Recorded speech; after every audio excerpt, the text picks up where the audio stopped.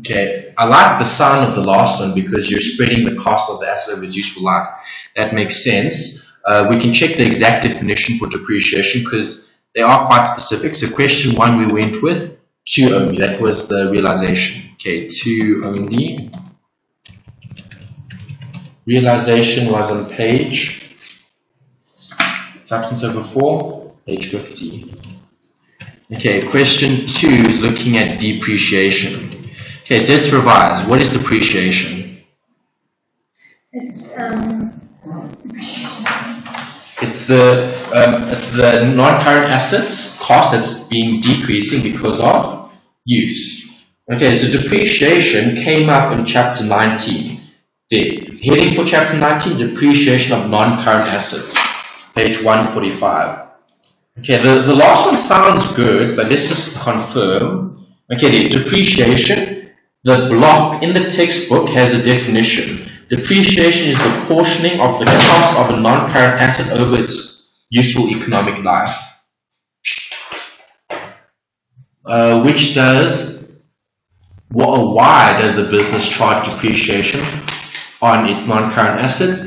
To retain profits for the replacement of worn-out assets? No. To show the value of the assets in the statement of financial position? Well, value, they're missing something there. It should have been to show the current value, the market value. That would be more accurate. To show when an asset needs replacing? No. To spread the cost of the asset over its useful life? Definitely D. Okay, and you can look at page 145. Page 145, D. So what does it mean when it says to spread the costs? So how much does a non-current asset cost? Let's say 100,000, right? Yeah. If the furniture costs 100,000 and you're using it for 5 years, what are you going to do? You're going to spread it over 5 years. Right, that's what you're going to do. So you're going to spread it as, so 5 years divided by 100,000 is 20,000 a year. Okay. Straight line, if that's... How is depreciation calculated using the straight line method? The straight line method. Okay, do you still know what the straight line method is? Yeah, that's the simple one. Which is calculated on what? The cost. Exactly, good. So which option's correct? Let's go through all of them. A fixed percentage of the asset net book value, a fixed percentage of the asset's original cost, and then C as a variable percentage of the asset's net book value, as a variable percentage of assets original cost. I'd say D as well, as a variable percentage of assets original cost. If it's straight line, does it change? No. It's fixed. So straight line doesn't change because it's one constant percentage over several years. So the right answer is actually B.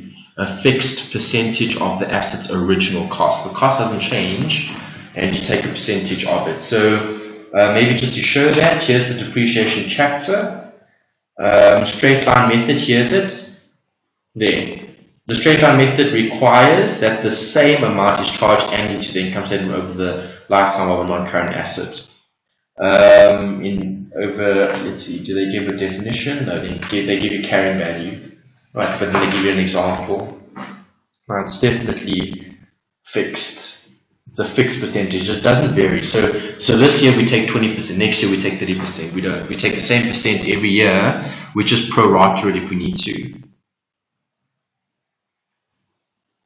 okay, a business depreciates its machinery at 10% per annum using the straight line method on a month by month basis. The business's financial year ends on the 30th of June. Machinery which had cost 6,600 on the 1st of April 2014 was sold on the 30th of November 2015. The profit on sale was 350. What were the sale proceeds? Okay, so thoughts. What are you going to do when you see a question like this? Sale proceeds, what does that mean, proceeds? Proceeds from the sale. So when you sell something, you receive something. So the proceeds from the sale would be what you derive. Profit. No, not profit. Profit is what you make on the sale. Proceeds is what you get from the sale. So if you sell a bottle of water how much do you get for it? 20 Rand? 20 Rand is the proceeds. If it costs you 10, then the profit will be 10. 20 minus 10. Proceeds is what you get.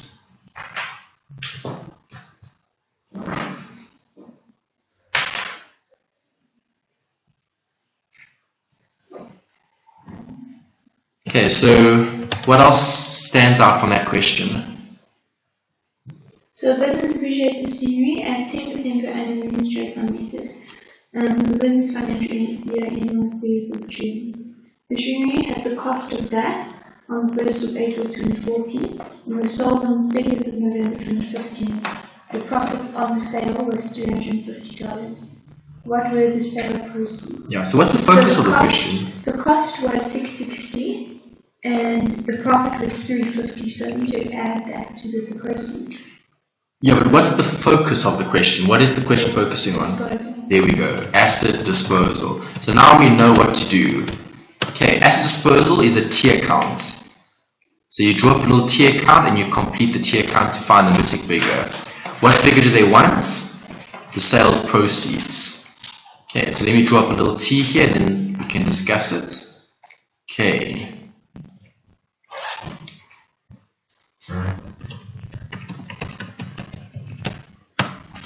Right, so there's the asset disposal account. What goes on the left? Cost.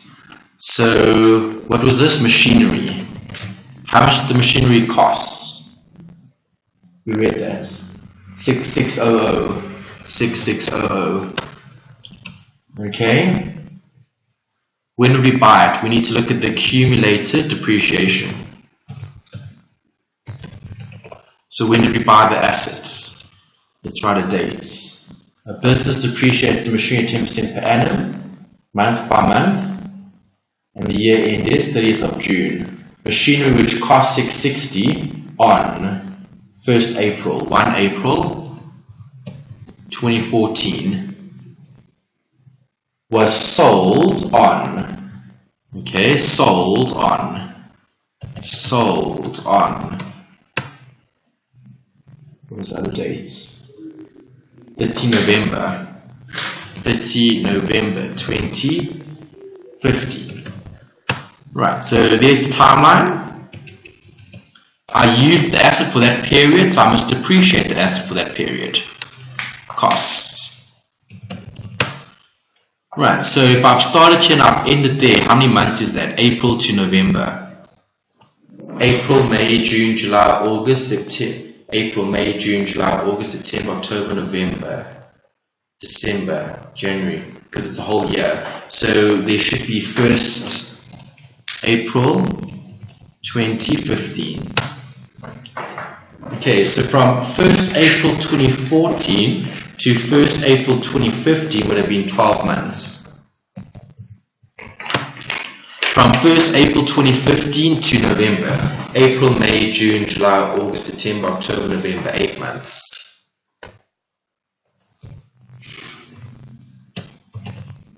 Do you agree? Yeah. Okay, so what are you going to do? Work out depreciation for that asset on 31st November. What are you going to do? I'm going to take the cost. Okay, what is the cost? 660. How much depreciation for this asset? What method? Straight line. Okay, yeah. If it's straight line, it's even easier. 10% divided by 1. 660. Yeah, 6,600 times 10%. Okay. 660.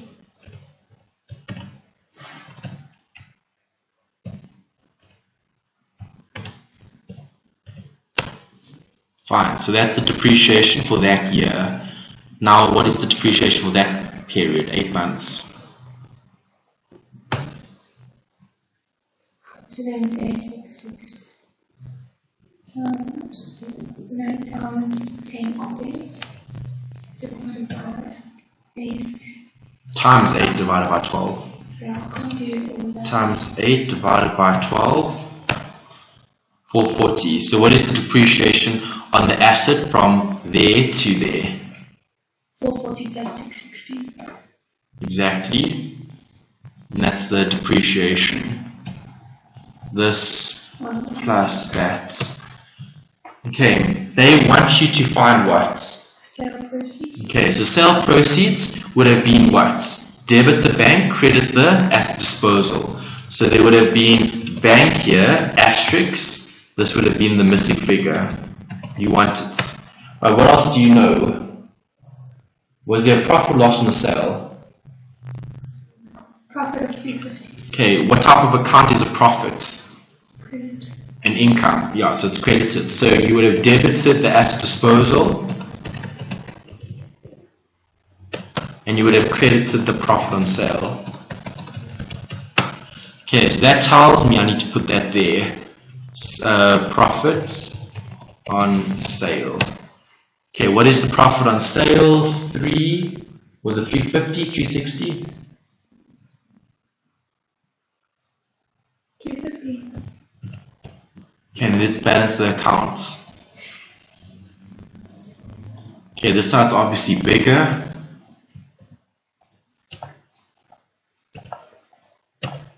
And that's the balancing figure. This minus that. Okay, it's 5850 there. Yeah.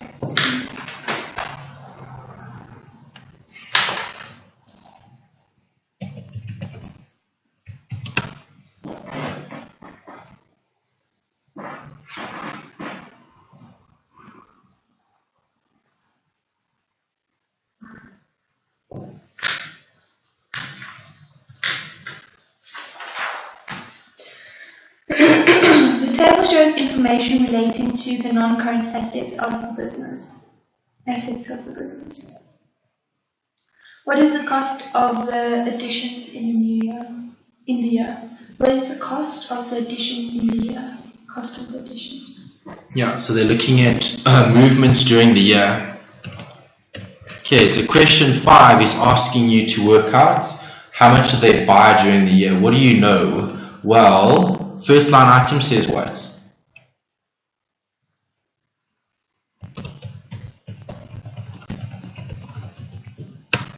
Net book value. Okay, so net book value is the same as carrying value. Okay, book value, carrying value, same thing. CB, BV. Okay, so I've got book value at the beginning of the year. How much? 28,000. What else do they give you? Value at the end of the year. Okay, so net book value at the beginning, then net book value at the end. Okay, so end of the year, beginning of the year. 25. Okay, next. Depreciation. Okay, so then you would have less depreciation, which would have been -4. What else? And then disposals.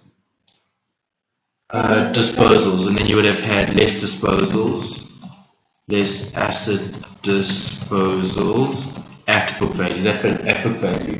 That must be at book value. At carrying value or book value. Okay, so that's what? 9. 9 minus 9. Right, and then you've obviously got additions. Add additions, which is the question mark. Okay, so some maths, can you work out the question mark? Okay, so also write that.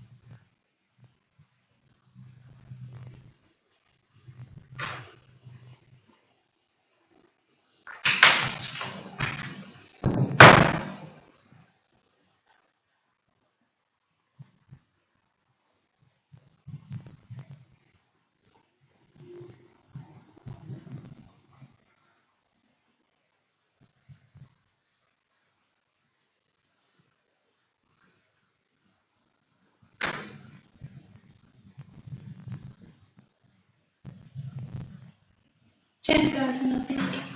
Yeah, there's it there. Okay, let's check.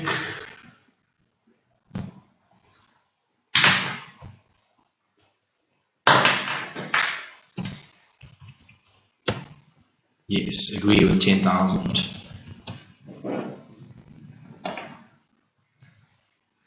At the year end, a cash book shows a credit balance of 48.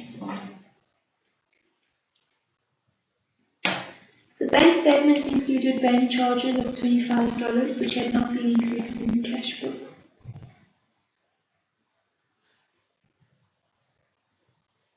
Check payments entered in the cash book before the year end to the value of $250 had not been cleared, check payments entered in the cash book before the year end to the value of $250 had not yet cleared the bank.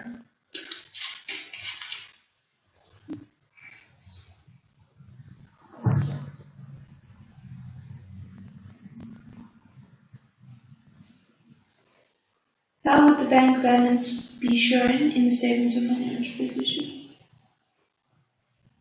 Yeah, the focus here.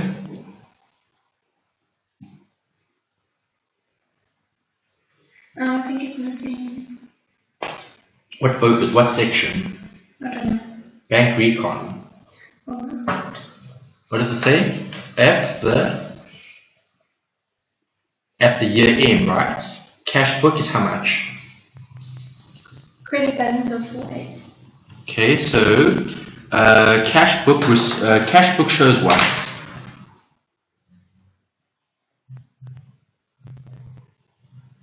What does the cash book show? All cash. Exactly. So the cash book is showing how much?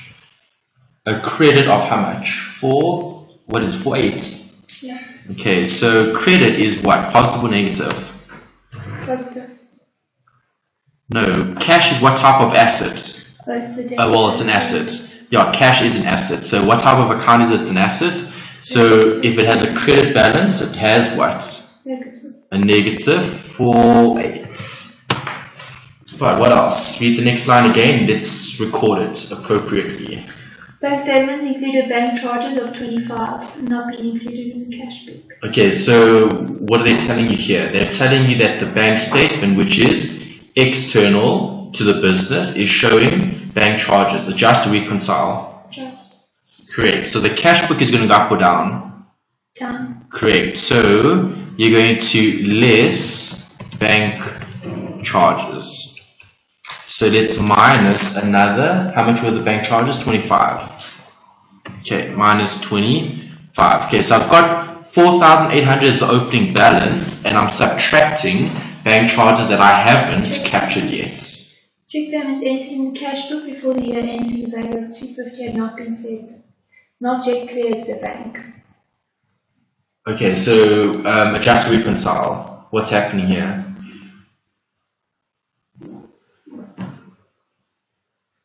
Maybe reconcile. Yes, okay, so these are check payments that you've already entered. So are your books correct? Yeah. Yes.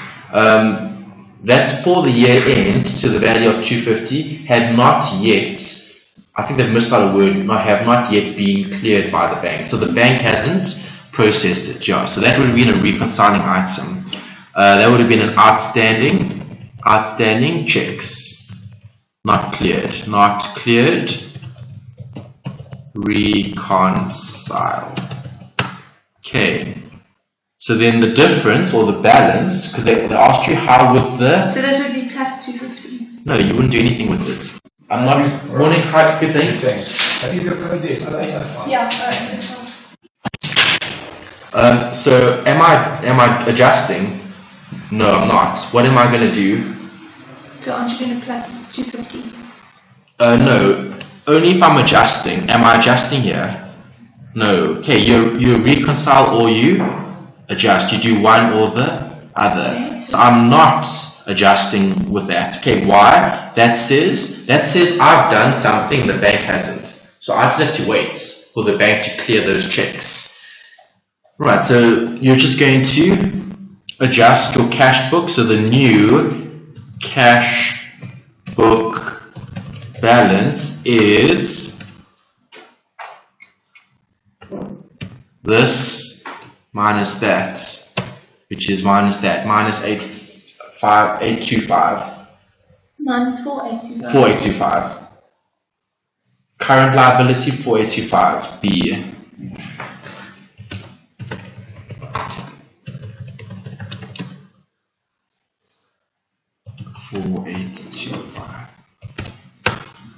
Okay, so that's 6. 7. The purchaser's ledger control account had been reconciled with the purchaser's ledger balance as follows. Okay, so the focus. Which value of trade payable should be shown in the statements of financial position? Yeah, focus. Purchase ledger control account. Which relates to who? Purchasers. Yes, from who? Customers. No, not from customers. You don't buy from your customers. You buy from... suppliers. Yes. Okay, so these are creditors. Okay, so that's important. NB. If you can identify what you're dealing with, then it's easy. Creditors is a liability. Okay, so now we just need to... the question said which value for trade payables. There's another clue. Trade payables. Creditors should be shown in the statement of financial position. Okay, so in other words, what is the creditors amount or the trade payables / trade payables? Okay, so what did they give you? Balance of the control account. Okay, so let's draw up the accounts. Right, so I'm going to have to draw up a T. This will be for trade payables. Okay, what type of account is trade payables? Trade payables is a liability. So what balance will it have? Credit. Good. How much is the balance? You just read it. 70. Okay. Next. Total of a page in purchase journal not posted to general ledger 2000. Okay, what are you going to do with that? Debit or credit this account? Credited. Okay, why? Because it's a total. Yeah, but you get lots of different totals. Why must this total be on the credit side? Because it's purchase total. Yes, okay, when you buy things on credit, your liability goes up, right? Okay, so purchases. What is this? 2. Okay, what else? Discount allowed by trade payables not posted to the purchase ledger 15. Okay, what does the discount do to this account? Brings it down to be debited. Yeah, this shouldn't be discount allowed by. Okay, so by means they've allowed it to you. Okay, they've worded it a little bit tricky. So don't get confused because discount allowed belongs to who? Debtors. Okay, debtors have discount allowed for our business. Okay, but we're not the one giving the discount here. Okay, we're the one getting the discounts. Okay, so discount allowed by trade payables, not what? Not posted to the purchaser's ledger. Okay, so this is a missing discount. Discount received. Because we're getting it. They are allowing the discounts. 15. Okay, that's it. That's it, right? That's all. The total of balances in the purchaser's ledger. Total of balances in the purchaser's ledger. Okay, that's the total. So that's adding it all up. Okay, which is what they did. They want which value? Of the trade payables should be shown in the statements of financial position. Okay, so balance is the count. So this plus that is the bigger total. Get that amount minus this from that. Gives me 7050. Is that there? Yes. Yeah. Balance carried down, balance brought down.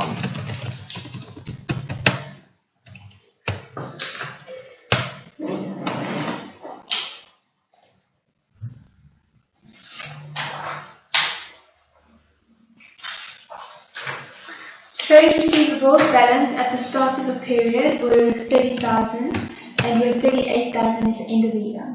During that period, credit sales were 60,000, irrecoverable debt was 1,000 and customer discount for 2,000.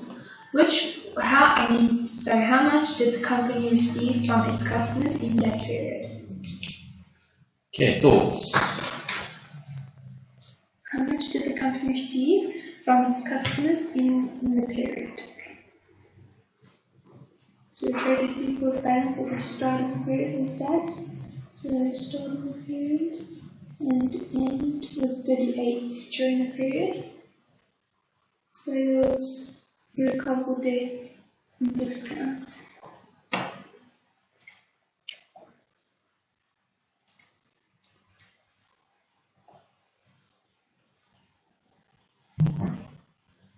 So I just say 60 minus 1,000 minus 2,000.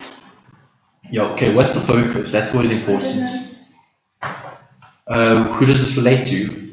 The customers. Yes. Okay, so they've described things that relate to the debtors, and they want you to find a missing figure. So where would you find missing figures for debtors? In the debtors accounts. So you would recreate the T account for debtors. Okay, so we've just done trade payables. Now we're doing trade receivables. Right, so can you take that information and can you create this T account? Okay, just recreate the T account. Put that information into this T account. Debits, credits, balances, and then you should get the right answer. Okay, you're looking for a missing amount.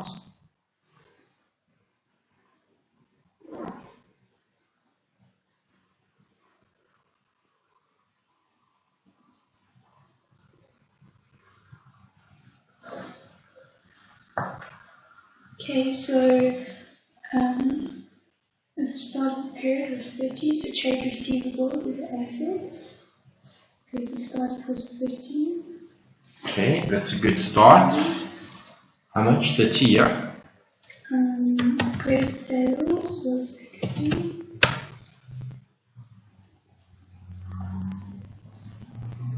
Irrecoverable debt was 1,000.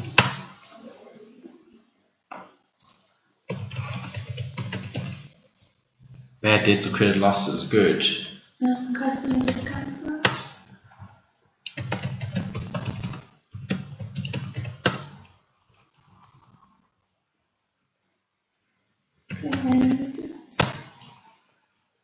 Okay, now what?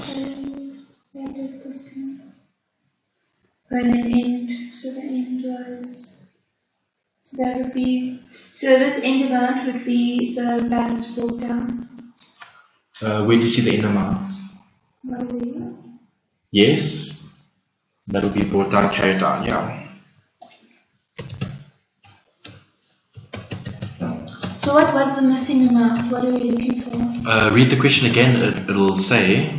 How much did the company receive from its customers? Okay, so what is that representing? A receipt from your customer is what? Where would you put that? Yeah, payments by the customer, which is receipts by the business. So where would you put that here? Left or right? Debit or credits? Left. That'll increase your debtors. If they're paying you, they're decreasing.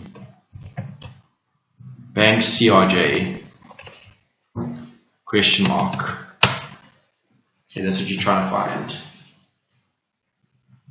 I don't have a calculator. Could we do it on the computer? Okay, which side's bigger? That side.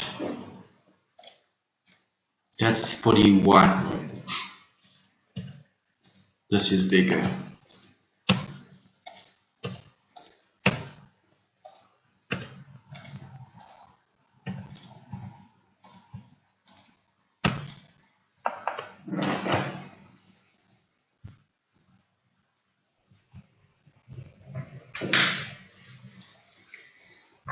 So it was A.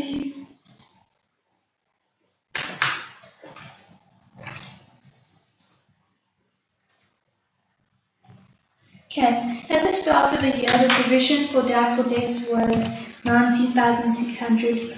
During the year, irrecoverable debts of 12,300 were written off. The provision for doubtful debts at the end of the year was 15,500. What was the net effect of these items on the profit for the year? What was the net effect of these items for the profit for the year?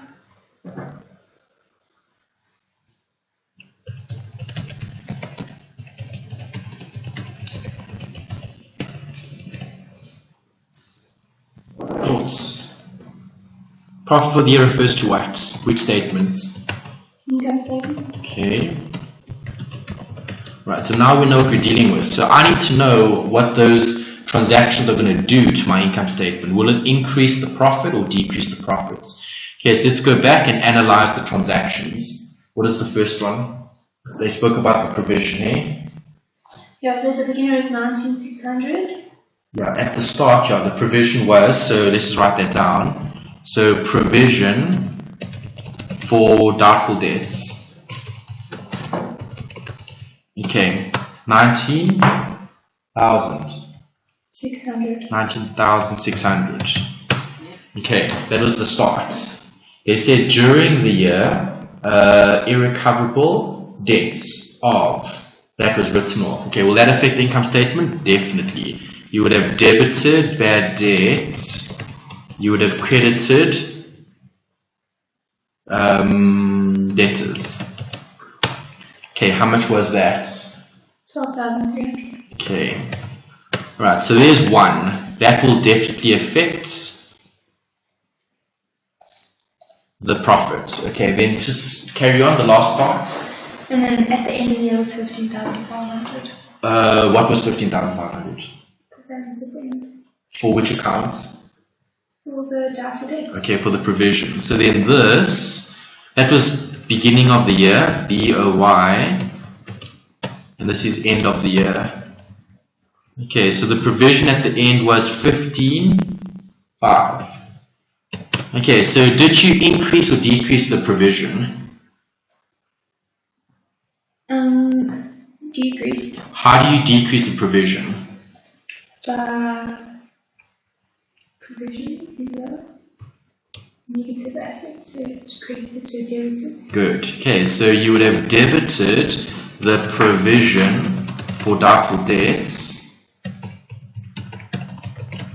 and you would have credited the bad debts.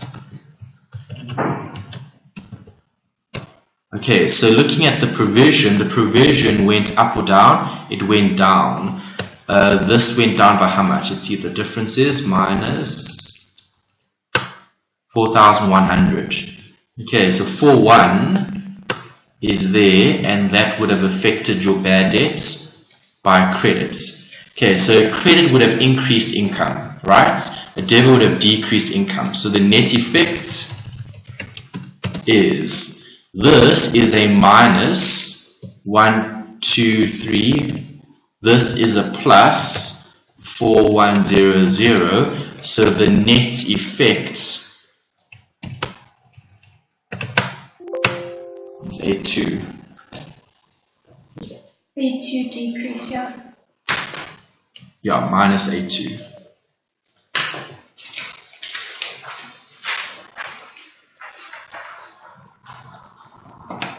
Following financial information is available.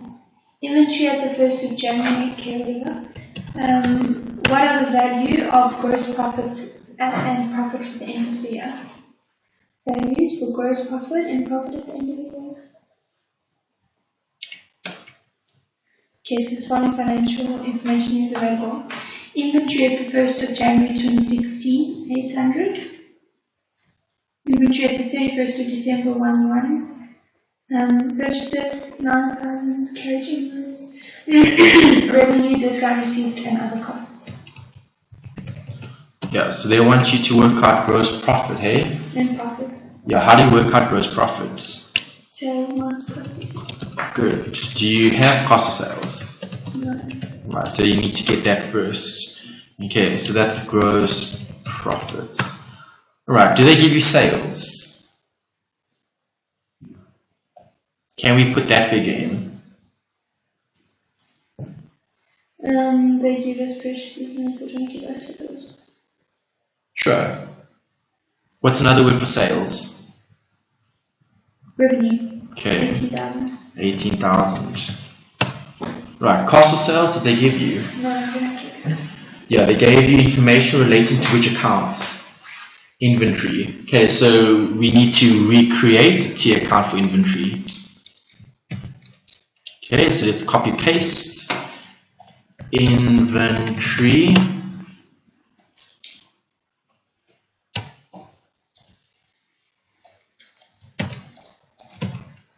Okay, what type of account is inventory? So where are you going to put the balances? Okay, so balance here.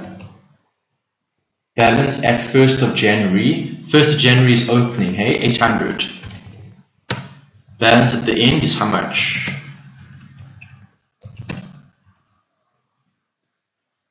1010. What else? Purchases. Where are we going to put that? 9260 debited. Okay, purchases. 9260. Carriage inwards 138.76 would be credited. No, carriage inwards is relating to inventory. That's the periodic. So actually, this should have been asterisk periodic inventory management system. Okay, so you can't actually use the T account. You're gonna have to use the formula. Okay, it would still work out eventually, you'll see, but let's do it using the equation. Cost of sales equals opening stock plus purchases plus or minus returns plus other inventory costs minus closing stock. Okay, so you could have drawn up a T account and then it would have given you the same answer. I'm going to change it now because they've talked about carriage inwards. Okay, carriage inwards. They should have been more specific. They should have said carriage inwards on inventory because carriage inwards could have been for different things. But if I recall correctly, they just call it that. They don't call it like carriage on purchases. Let's just double check that. Where is our inventory there? Valuation of inventories, 158. There, periodic versus perpetual.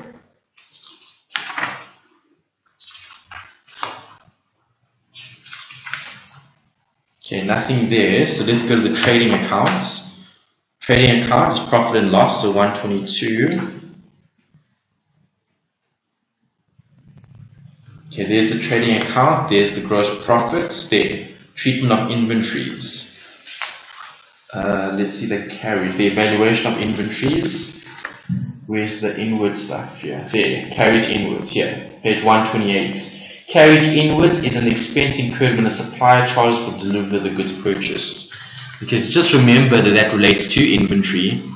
Right, so you can insert all those values. Opening stock, 800. Purchases 99260. Returns nothing in this question. There wasn't anything. Hey, returns no. Other inventory costs we can put the carriage inwards. Carriage inwards how much? 13. Closing stock 1010. Right. So copy paste.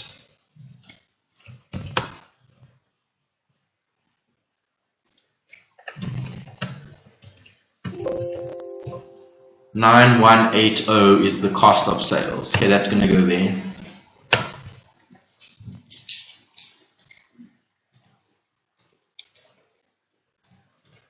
Okay, so gross profit, this minus that. Okay, so I already know the gross profit is 8820. So you have two options, A or B. Right, how do you get profit for the year? Incomes minus expenses. Yeah, so everything else, okay, included. So profit for the year is the gross profit, GP, plus other income minus other expenses.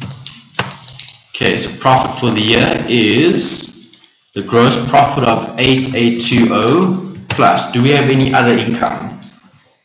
So, no, but discount received, so it'll be minus 700 and minus 3. Discount received, what type of accounts?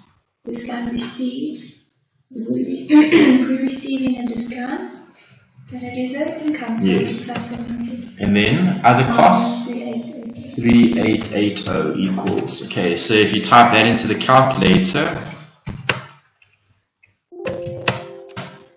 5640. It is B, okay. Following information is extracted from the records of a business. How much will be charged for rent in the income statement for the year ended 31st of December 2016? Charged for the rent in the income statement.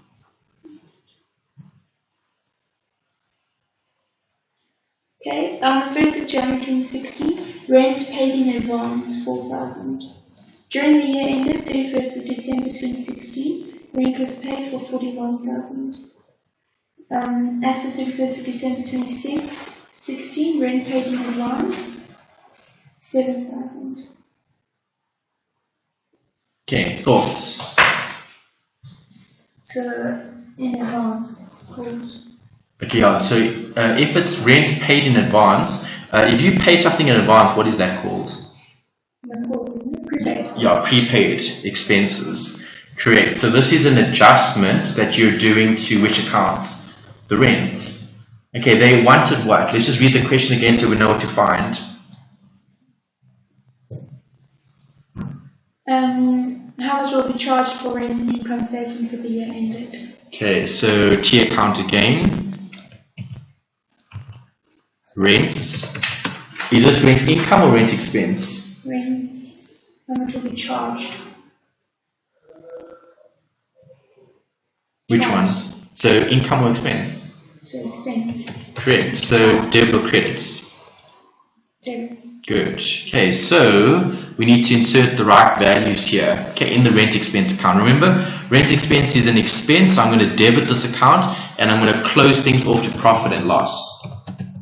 Okay, so obviously I need to know what this is. That's what they're asking you to work out. They want to know how much is charged the income statement for that period.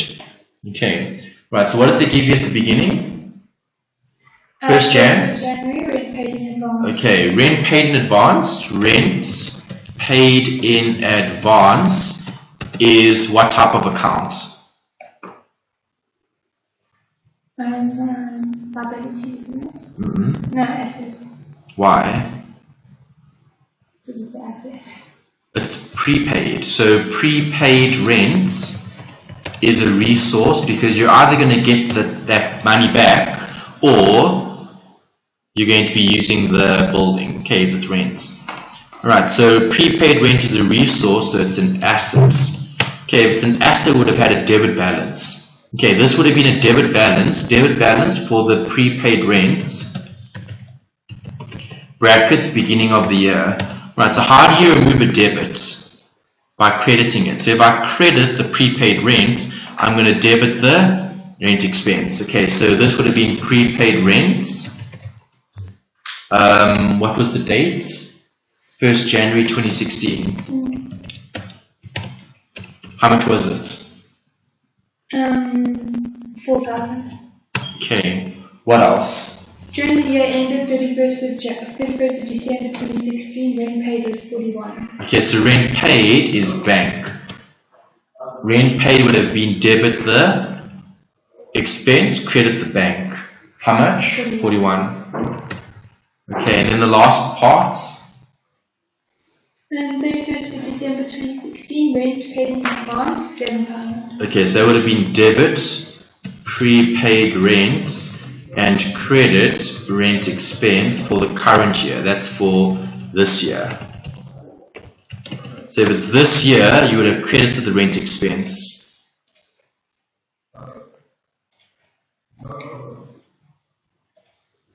How much? 7.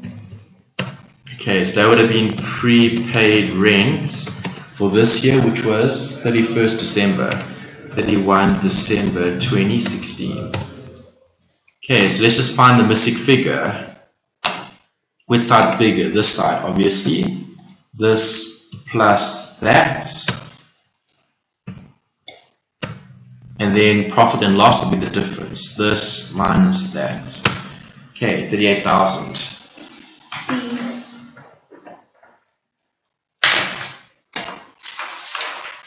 Okay, the assets of a partnership were revalued when a partner retired. Which ratio is used to divide the surplus or deficit on revaluation? So the assets of a partnership were revalued. Assets of a partnership were revalued when a partner retired. Which ratio is used to divide the surplus or deficit of the revaluation?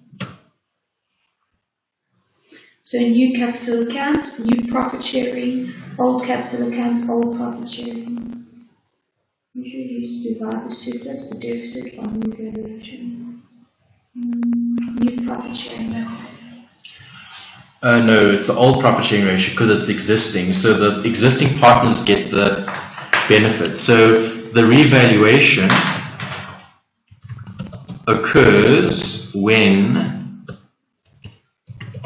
the partnership changes. Right, so obviously here they're saying the assets of the partnership were revalued when a partner retired. Okay, so a partner retired. Right, if a partner retired, that partner is still part of the partnership. That partner would still be entitled to a share of the benefits. Okay, so you wouldn't use the new profit sharing ratio because that excludes the retired partner. So you would have to use the old profit sharing ratio or the existing profit sharing ratio. Okay, so X and Y are in partnership, sharing profits and losses in a ratio of 2 to 1. Okay, capital account balances are 80,000 and 50,000. Z joins a new partner and introduces capital of 30,000. Goodwill is valued at 18,000. Goodwill is not to remain in the books of accounts. The new profit sharing ratio is 5:3:2 respectively. What is the balance on X's account after the introduction of Z?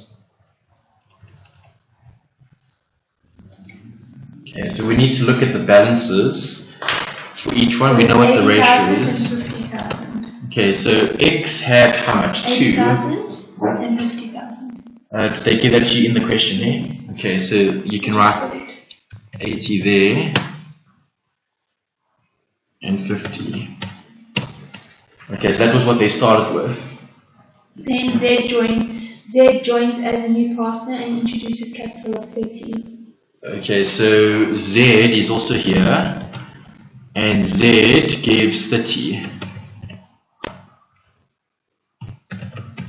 Okay, what else? Goodwill is valued at 18,000. Okay, so goodwill. Who gets goodwill? Owners.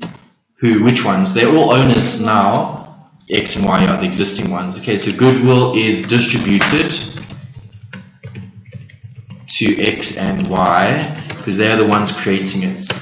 Okay, it's their business. They've been operating. Z comes in. Z gets none of it. Why? Because X and Y created it. So this 30,000 is going to be split. Okay, 2 over 3 goes to X, 1 over 3 goes to Y. It's 18,000 is goodwill. It's 18. Why did I look at 30?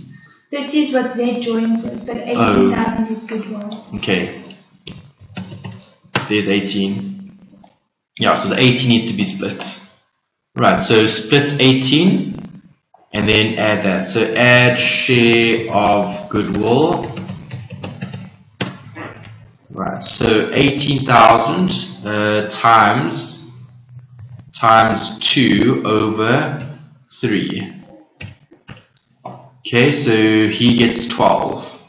18,000 times 1 over 3, 6. That makes up 18. Okay, what else? The new profits ratio will be shared at 5. Okay, new ratio 5. 3, 2. 5, 3, 2. Okay. Which what is the balance on X's capital account after introduction of Z? Okay, so after introducing Z, well, we just need to look at that line. Okay, so his balance would be this plus that, 92,000.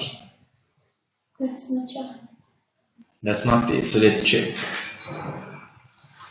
X on the partial profit share ratio 2 to 1. There's 2, there's 1.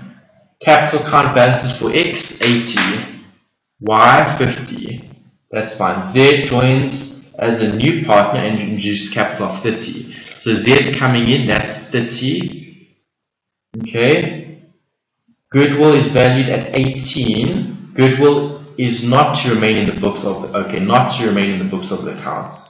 The new profit share ratio is 532 respectively. Okay, so if it's 532 respectively, so value of the business is total value. Total value of the business is what? Capital that X had, which is that 80, plus capital that Y had, which is 50, plus capital that Z had, which is 30, plus goodwill, which was allocated. But they said goodwill is not to remain in the books of the account, so then you wouldn't include it. So then it would just be 160. Okay, so a portion 160. Let's apportion 160 according to the new ratio. 160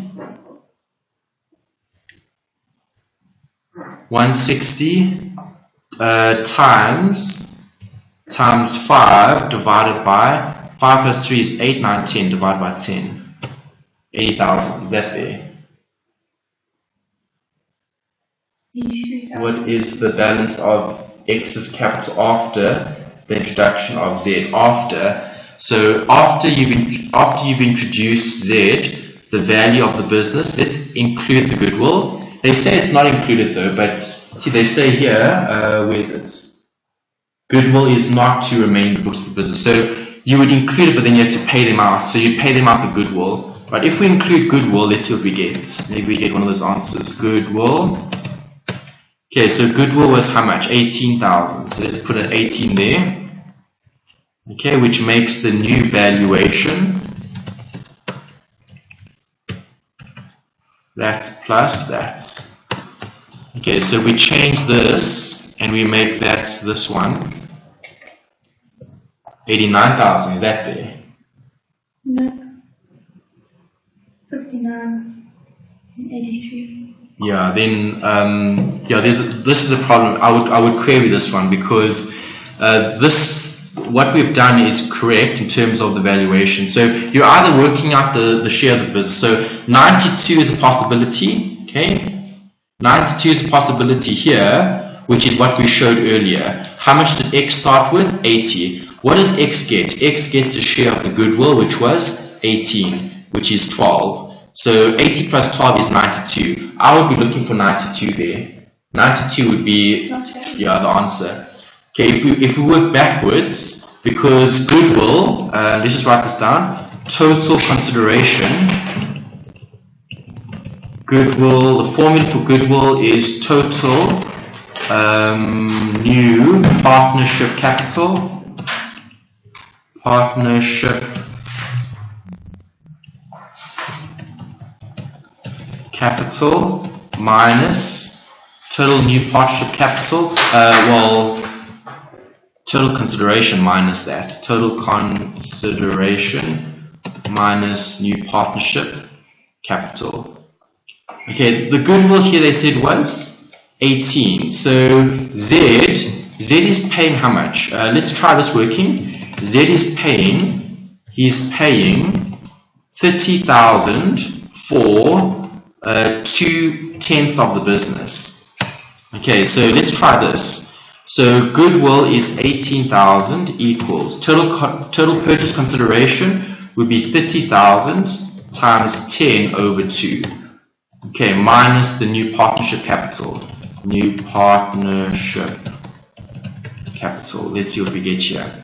Okay, so let's work this out. 30 times 10 over 2 gives me 150,000. New partnership capital is 30. Then that would be 1 goodwill was 18,000, not 180,000, 18,000. So 18,000 equals 150 minus the new capital. Okay, so if I solve, therefore, new capital equals, new capital goes that side, that goes that side, so it'll be 150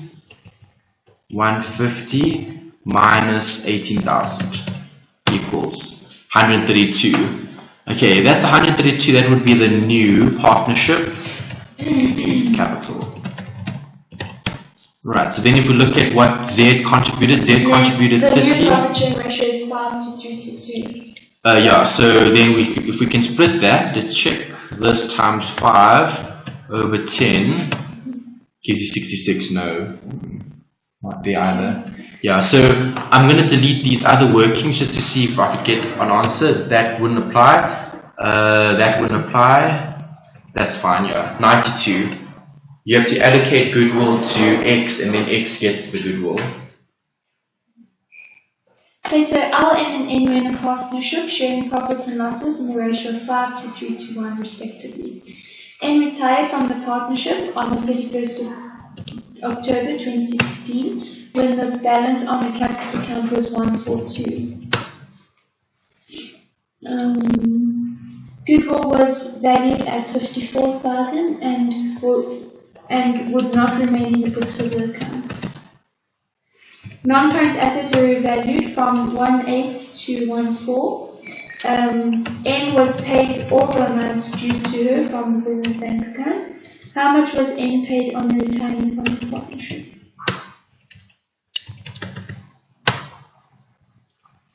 Okay, we need to work out the revaluation. They said it was from what? Revalued from 180 to 144, so that's a decrease. 180 to 144. So the revaluation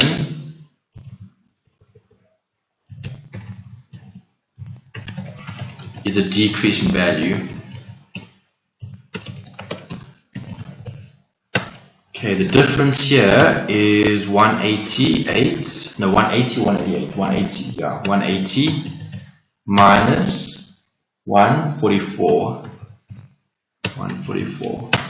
Okay, so that's what we've got so far. Okay, let's go back and read again. L and M were in a partnership here. Profits and losses were in that ratio. So let's write that down. L, M, N. L had how much?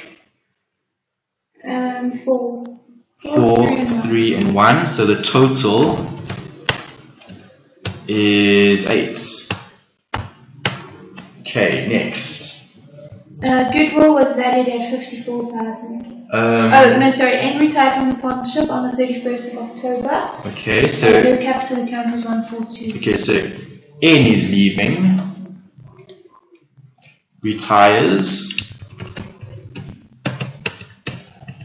Okay, and the capital on her account was 142. Okay, so 142,000 was her capital on retirement. Okay. Okay. Goodwill I've got 54.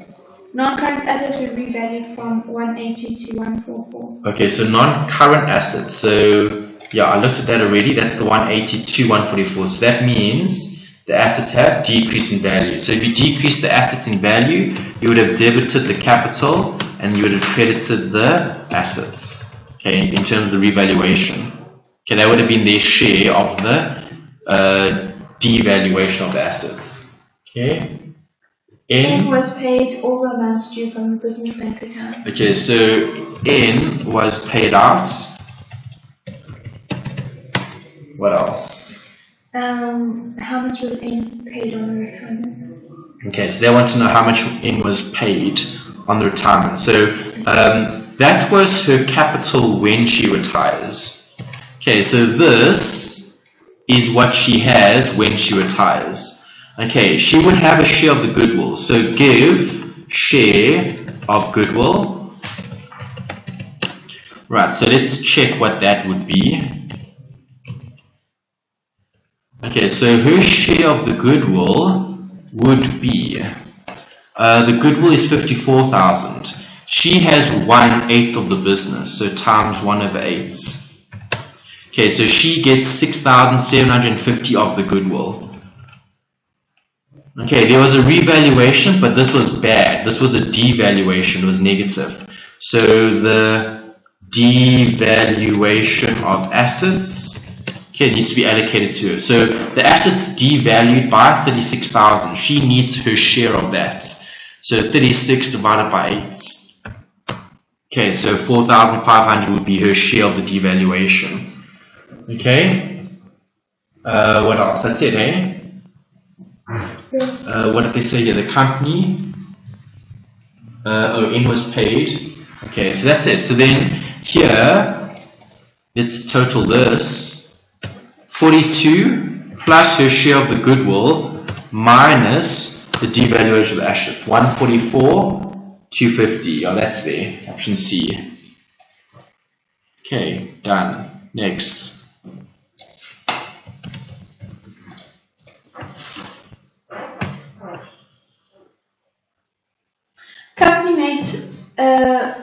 A company makes a 1-for-4 bonus issue of ordinary shares. What happens to the share capital and total equity? Okay, so this is that whole bonus issue thing, eh? So we need to look at how much they had originally. Alright, so it makes a 1-for-4 bonus issue. 1-for-4 bonus issue.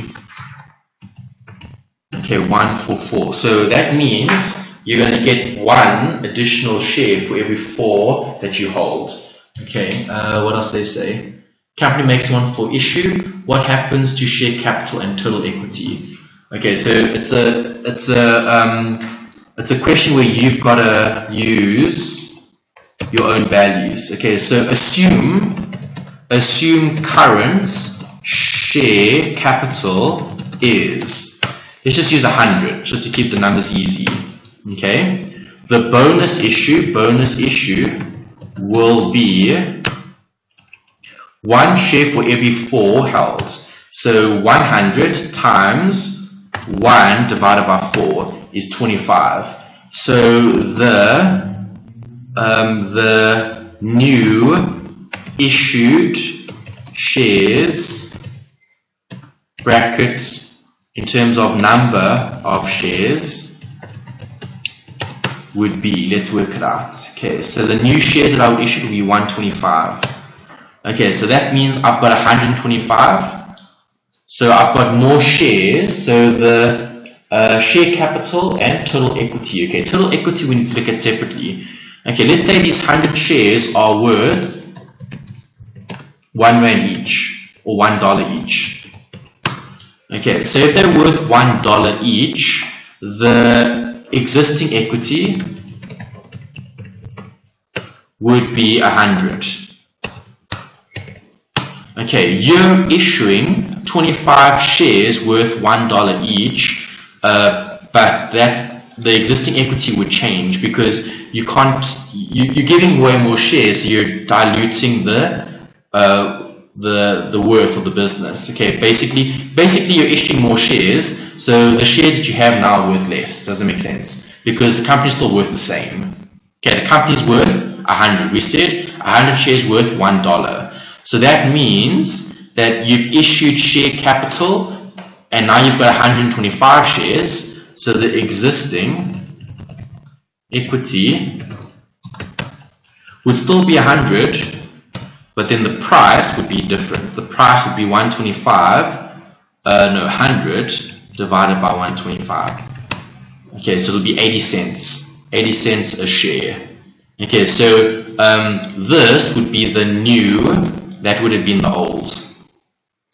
Okay, so in terms of, let's look at the answers. Okay, share capital. What happened to share capital? 100 shares, now 125, it increased. The existing equity, no change. Option C.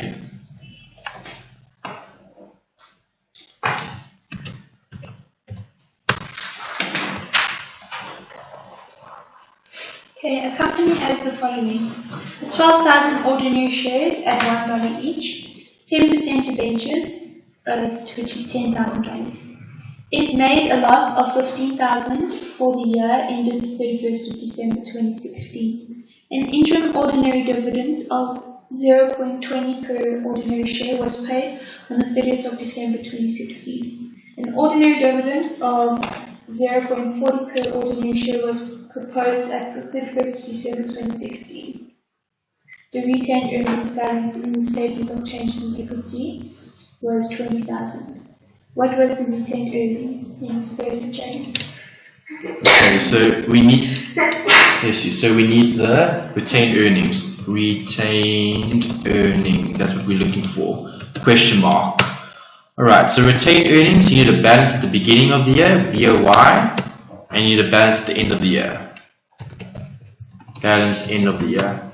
Okay, so what did they give us? They said, do we have retained earnings at the beginning? I think we do, yeah. The retained earnings balance in the statement of changes in equity at 31st December 2016. 2016, which is the day before we give out those dividends. Okay, so at, maybe I should change this, not beginning of the year. Let's just put it at a date rather than end of beginning, because this isn't looking at the end of beginning. Okay, so the balance at 31st December 2016, and then they want to know what the balance is at 1st January. Oh, it actually is beginning at the end. The retained earnings balance in the statement of change after 31st December 2016 is actually here. What is the other date? 1st of January, hey? 1 January 2016, not so? Yeah. Yes, okay, so they actually want to know this. Question mark. Do I know that balance? Yes. What is that balance? How much is the balance at the end? Where is it? 20. Okay. Right, let's go back and read the question again. A company has the following. Okay, so that's just telling us about ordinary shares and debentures. Okay, it made a loss of 15,000 for the year ended. That we need to show. Okay, so loss for the year. Okay, the loss for the year is how much? 15 minus 15. Okay. What else? An interim ordinary dividend of 20 cents per ordinary share was paid. So ordinary dividends. Okay, brackets. How many cents? 20 cents. 0.20 times. How many shares? How many ordinary shares do we have? 12,000.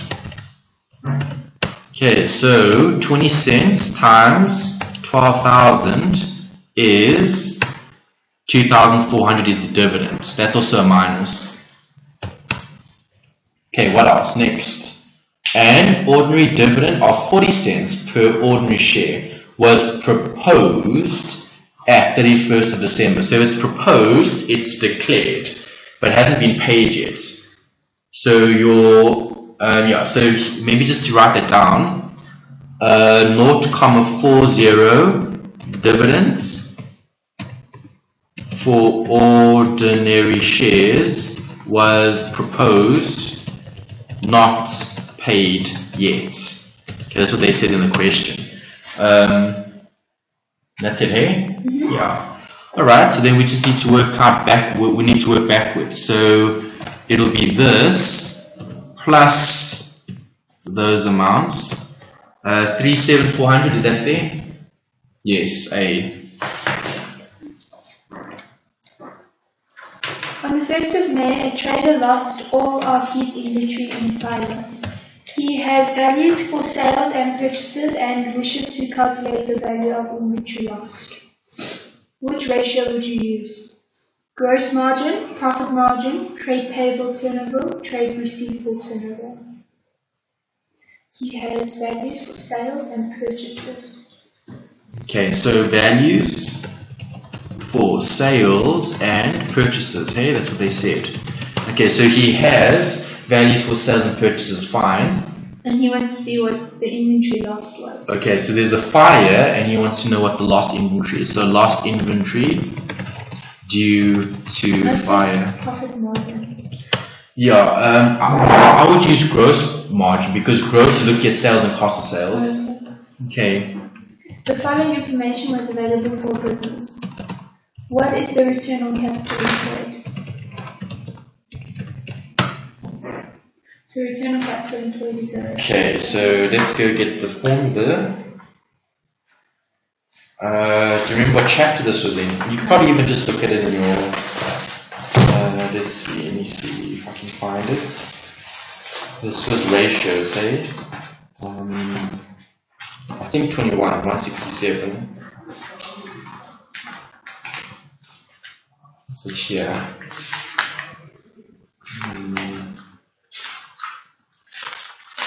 Let's check the index rather. Return on capital employed. Okay, so return on capital employed 272. Okay, there's it. Right, let's write down that formula. Okay, so this is number 18. Okay, so question 18, ROCE equals, I'm literally taking it from the textbook, page 273.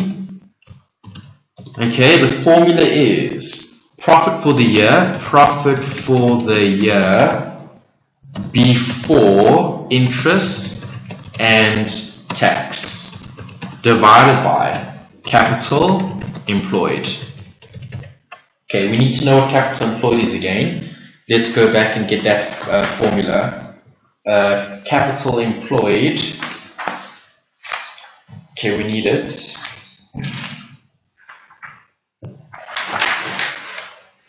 Okay, capital employed.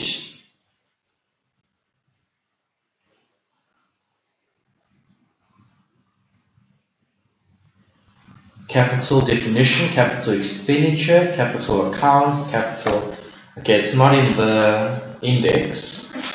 It should be here. Let's see, where's. Oh, there. Capital employed can be calculated by using total assets less current liabilities, or issued ordinary capital plus reserves plus long-term capital. So we just need to see what they've given you here. They've given you equity and long-term capital. Okay, that's what they've given you. Okay, so there's two different formulas. Capital employed asterisk page 272. That's the theory that you would study for this section. Okay, so ROCE equals. Okay, I want to know what the profit before interest and tax is. I know what equity is. I know what non-current liability is. Profit from operations. Profit for the year. Profit for the year is after interest and tax, so you'd have to use the first amount. The 24,375. Okay, divide by, open brackets. Capital employed. Capital employed, issued equity capital plus long-term capital. Long-term loan capital. So equity plus non-current here. So we add those two amounts together. Okay, so equity is 90,625 plus non-current is 36,250. 36,250, close brackets, equals. Okay, then you type that into a calculator.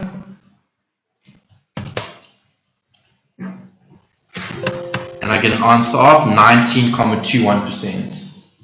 19,21% B.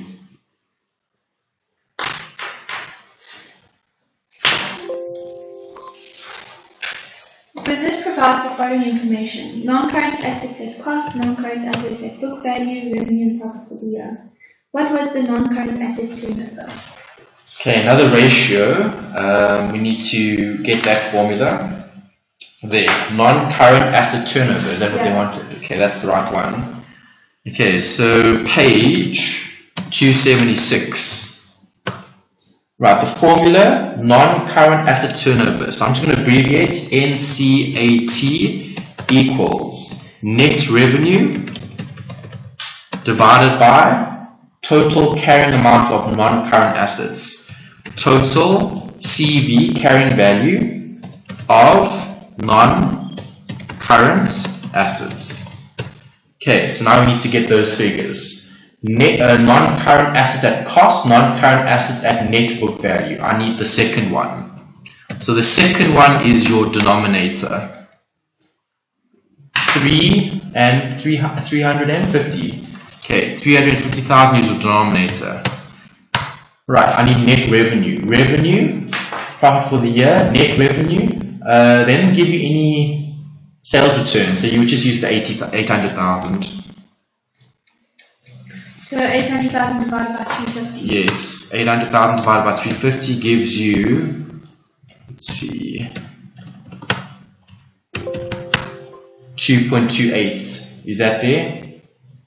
Well, if you round it off, it's 2.29, so it is there. D. Company sales during a 365-day year are shown. The trade receivable turnover was 42 days. What is the value of trade receivables at the end of the year? Okay, let's get that formula. Trade receivables turnover, there's the formula. Let's write it down. This is page 277. Okay, so trade receivables turnover equals trade receivables divided by credit sales.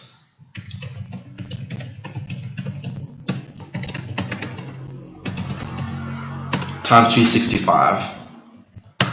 Okay, let's plug in the values that we know and solve for what we don't know. Okay, so they say that company's sales during a 365-day year, cash sales I don't want, credit sales I do want. That's the denominator.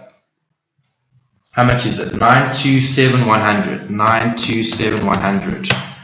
Okay, total sales I don't need. The trade receivables turnover was 42 days. So the answer here is 42. Okay, so 42 equals trade receivables over 927,100. And then to solve for trade receivables. Right, so if I solve for trade receivables, I'm going to take that to the left. So it'll be 42 times 927,100 divided by 365 gives you 106680. 106680C.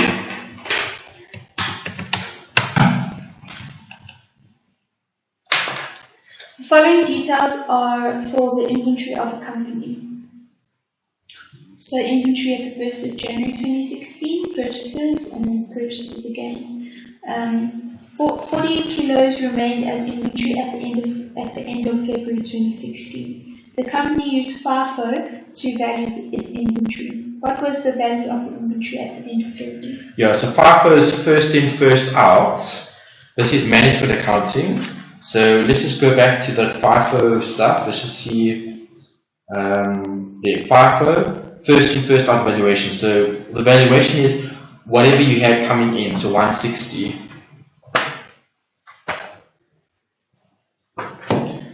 Yeah, so there's the FIFO, first in, first out. Yeah, whatever we sell is the first stuff that we sell. Okay, that's fine. Okay, so let's just go back and read the question. The following debits are for the inventory of the company. Okay, inventory on 1st of January. Right, so 1 Jan, what year? 2016. Okay, 1 Jan 2016. This was kilos. Kilos, cost. And what's the last column? Total cost. Oh, cost per kilo. Cost per kilo. And then the total cost. Okay, you purchased. Okay, so 1st of January, that's opening balance. So balance. Okay, then I purchased. Purchases. Did I purchase once or twice? I purchased twice. I purchased in Jan and in Feb. Okay, so purchases in Jan 2016 and then purchases in Feb 2016. Alright, let's put those amounts in. Okay, so kilos, 100, 200, 300. Okay, 100, 200, 300. The cost per kilo, 100, 105, 110. 100, 105, 110. Okay, the total cost you're obviously just multiplying. So multiply those two amounts together. Okay, 10,000, that's right. 21, that's right. 33, that's right. Okay, so I agree with the question so far. Okay, then they said 400 kilos remained as inventory at the end of Feb. Okay, so that means at the end of Feb, the end balance is end of Feb, which is what, 28 Feb 2016. Right, how much? 400. Okay, the company used FIFO to value its inventory. What was the value of inventory at the end of Feb? Okay, that's all. Alright, so then that's not too bad. Okay, so let's look at it here. Okay, so what did we start with? What did we start with? Balance. Yes, which was 100 units at how much? 10,000. Then I purchased 200. So in terms of total inventory held is 100 plus 200 plus 300, which is 600. Do you agree? Okay, because I started with 100, I bought 2 and 3. So that means I've got 600 units that I'm going to be selling, or kilos that I'm going to be selling. So at the end, I have 400 units. So at the end, I have 400 units. That means, or I shouldn't use units, I should use kilos. Kilos, that means I sold 200 kilos. Do you agree? Yeah. Okay, so now if you're selling 200 kilos, would you have sold this? Yes, you would, because first in is first out. That you would have sold. And in January, would you have sold this? Yes, but only 100. Okay, so that's the theory. Let's just write that down here, and then let's just show that. Okay, and then half of the 200 kilos bought would have been sold. Okay, so what's left? The remaining 400 kilos comprises of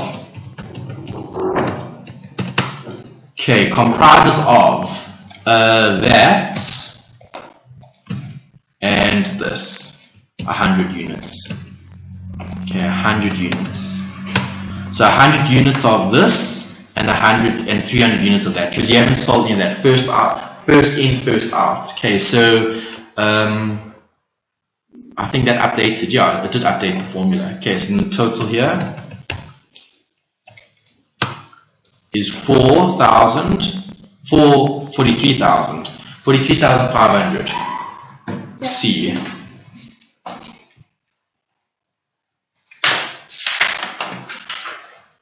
Okay. How many questions does this paper have? 30. Can we finish it now? Or, yeah, we can. Maybe. Let's see. Okay. 22 is theory. Which item is a direct cost? Carriage inwards on a product material, cleaning materials for the factory rent, wages for the factory manager. Let's say the rent or the wages. Remember, rent is an overhead. Okay, because remember, direct cost is it's your cost that goes into making a product. This is management accounting. Direct costs, carriage inwards on production materials. Yeah, production materials, because you're buying the material. So you can't use the material if you haven't bought it. Wages of the factory manager. See, the factory manager is an overhead because the manager manages the staff.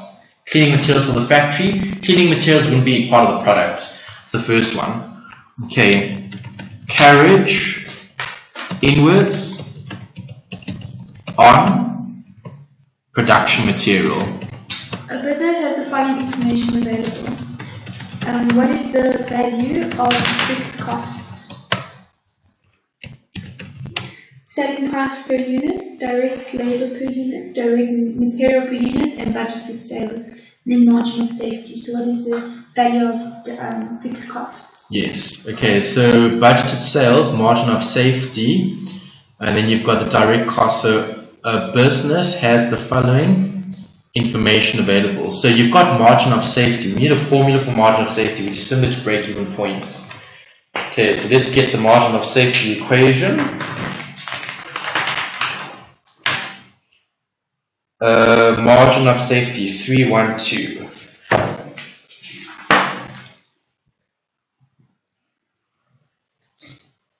Where is it? Here, margin of safety. Okay, so margin of safety is the difference between actual sales achieved or forecasted and the break-even level of sales. Okay, so MOS, margin of safety equals. Okay, so budgeted, hey? Budgeted is what they budget, which is the total. Okay, so it's budgeted, or actual actually. Yeah, well, here in the question they gave you budget sales. So it's budgeted sales minus break-even point is margin of safety. So what is the margin of safety here? 2,000 units. 2,000 units equals the budgeted sales. What is the budgeted sales? 8,000 units. 8,000 minus BEP. Okay, solve for break-even point. Break-even point is therefore 10,000 units. Okay, so now I know what break-even point is. If I know what break-even point is, I know what the equation is for BEP. Okay, BEP is fixed cost divided by selling price minus variable cost, close brackets. Okay, what is the break-even point? 10,000 units. What are the fixed costs? I don't know. What are the selling prices? Selling price per unit, 35. Direct labor and direct material, 9 plus 6 is 15. Solve for fixed costs. Divide here, not equals. Okay, so take the 35 minus 15 across, so it'll be 10,000 multiply by bracket 35 minus 15 close bracket 200,000 D. The company has allocated its costs between different departments as shown. What is the overhead absorption rate per labor hour for production department 1? Okay, so this is management accounting stuff again, so let's draw up the table first and then let's complete the values. Okay, so details. Okay, the first line is what? Allocated costs. Allocated costs. Split of maintenance department costs. Split of maintenance.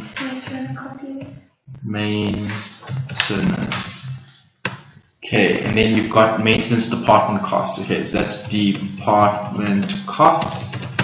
And then we've got direct labor hours. Okay, direct labor hours. Okay, so production department 1. Department 1.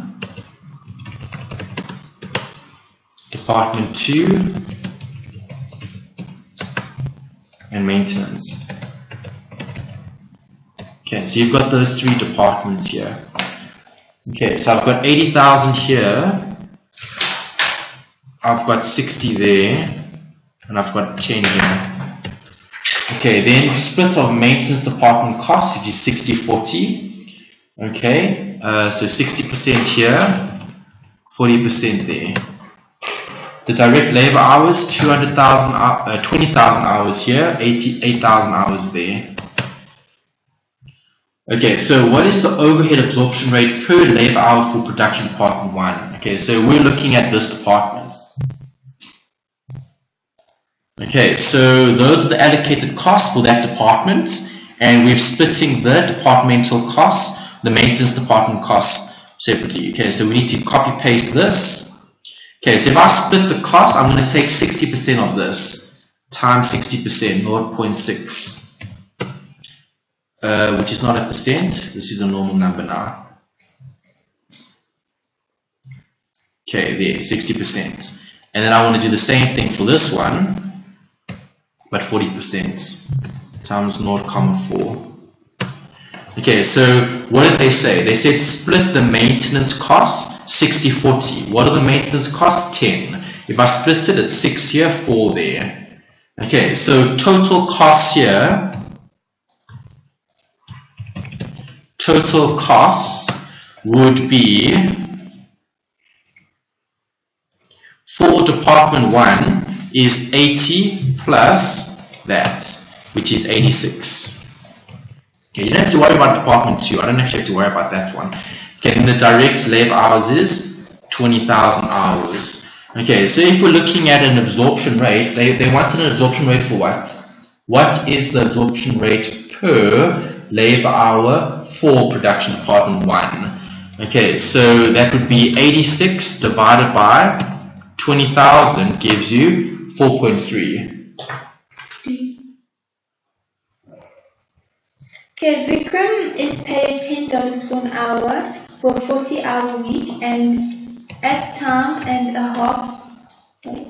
Vikram is paid $10 an hour for a 40-hour week and at time and a half for overtime. He is expected to produce 4 units an hour. If he produces more than this, a bonus of $2 per extra unit is paid.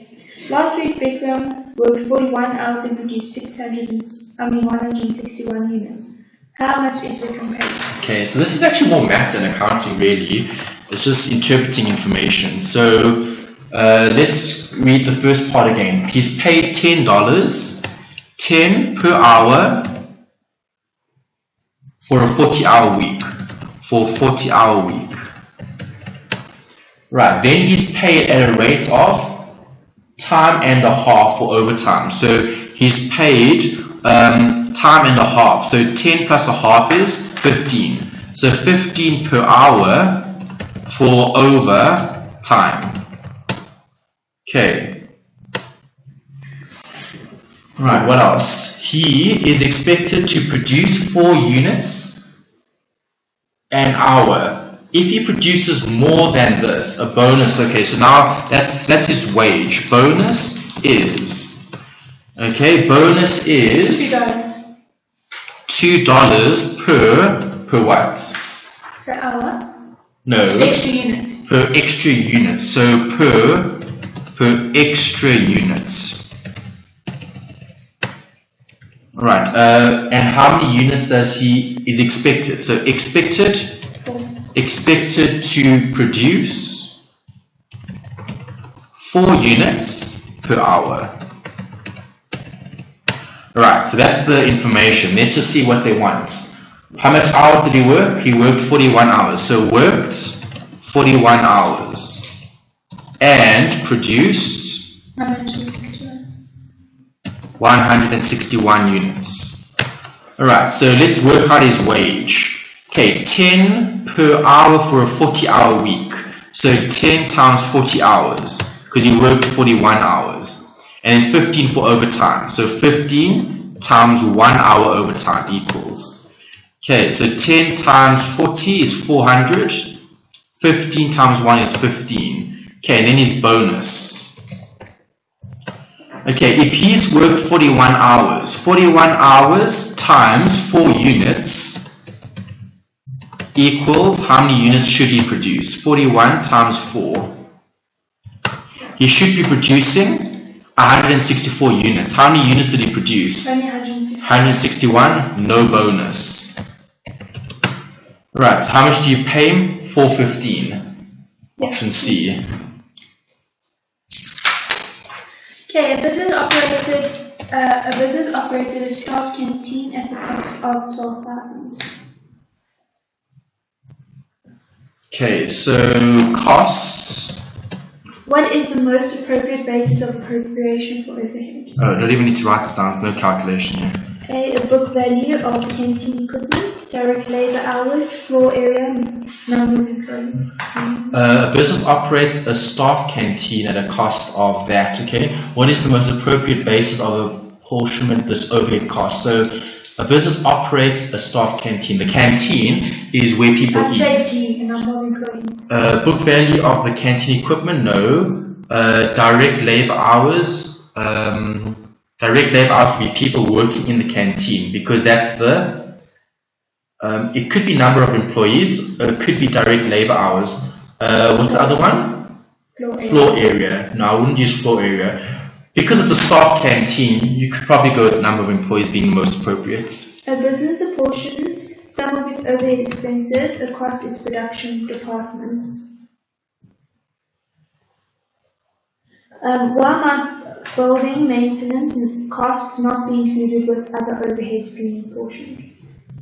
Building and maintenance costs not be included with the other overheads being apportioned. Yeah, so building maintenance. So A, building maintenance costs are fixed. B, building maintenance is not necessary for production to take place. C, not suitable basis for apportionment could be found. D, they can be identified with specific cost centers. I'd say C. Okay, so let's just see it again. Building maintenance costs are fixed. That's not true. Building maintenance costs are variable. Building maintenance is not necessary for production to take place. It is necessary. If the building isn't maintained, you can't produce goods. No suitable basis for apportion can be found. They said, what might building maintenance costs not be included in the other overheads being apportioned? Okay, other overheads meaning like rent and other. They can be identified with specific cost centers. I would go with D because the maintenance would be for specific departments. Okay. So if the canteen needs maintenance, the canteen will have to cover the cost. Yeah. So building maintenance costs can be allocated to specific areas or specific sections in the building. Okay. The following information is available for business. Budgeted manufacturing overheads, budgeted direct labor hours, actual manufacturing overheads, actual direct labor hours. How much overhead was under or over absorbed? Okay, so we just need to work it out. Okay, so let's just write them down. Budgeted manufacturing overhead. That was 234. Right, budgeted direct labor hours. Budgeted labor hours, direct labor. 45. Okay, 45,000 hours. What else? Actual. Okay, so actual manufacturing overheads and actual direct labor. Okay, so the actual manufacturing overheads was 2436. And the actual indirect labor hours was 42,000. Okay, so if you look at this is budgeted and this is actual. Obviously actual is important because actual is what you actually use. Okay, they said how much overheads was under or over absorbed. Okay, so if I'm looking at this, the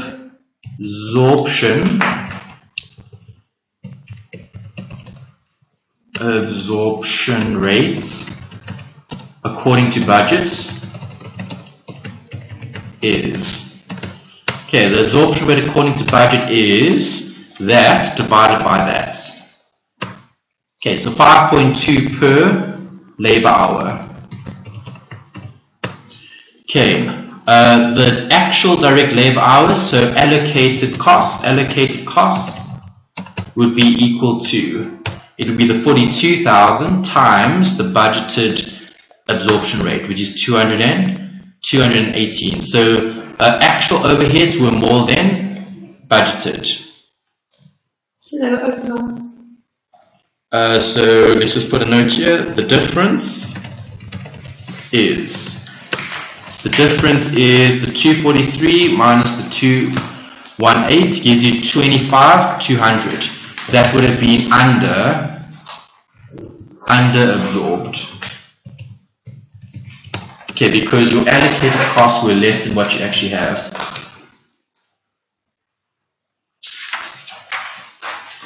Okay, last two. A company manufactures and sells 10,000 units. Details of the revenue and costs are as follows. Sale revenue 200,000. Variable costs 80,000. Fixed costs 90 and profit 30. What is the break-even point in units? So break-even point.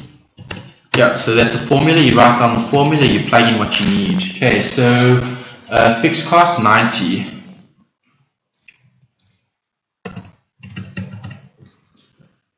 Sales revenue 200. Oh, but this is per how many units? We need the number of units. Oh, there, sales 10,000 units. That's important. Okay, so the selling price, SP equals, the selling price would be the 200,000 divided by the 10,000 units. Because you need the selling price. So 200,000 divided by 10,000 is 20. So the selling price would be 20. Okay, then the variable cost is 80,000. Okay, so same thing, variable cost per unit is 80,000 divided by 10,000 units, which is 8. Okay, so the break-even point would be that. Break-even point, copy that. Break-even point is in units, 7,500 units. The data in the table relates to a business, sales, variable costs, fixed costs, and profit for the year. What is the contribution to the sale ratio? Okay, that's a formula. Contribution to sales ratio. C, contribution.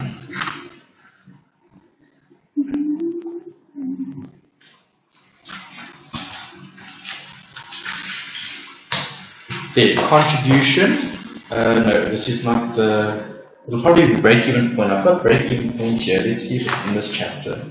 Contribution to sales method. Okay, it's there. Okay, so contribution to sales ratio, page 315. Right, so contribution to sales, C to S equals total contribution divided by total sales revenue.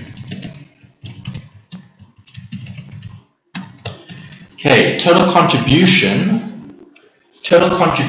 would be contribution per unit would be the selling price minus variable cost times the number of units. So total contribution would be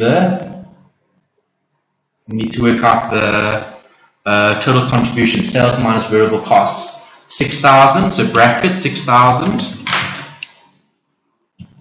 minus variable cost 4.5, close brackets, divided by sales revenue. Sales revenue 6,000 equals